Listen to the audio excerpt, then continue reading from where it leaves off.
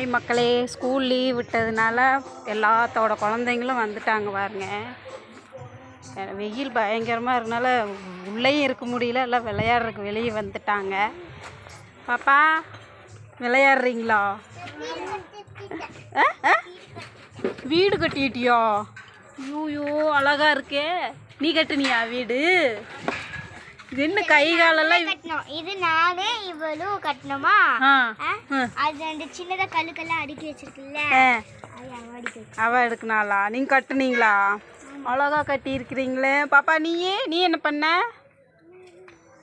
இங்க? இது என்னது இப்படி மண்ணை வச்சு விளையாடலாமா?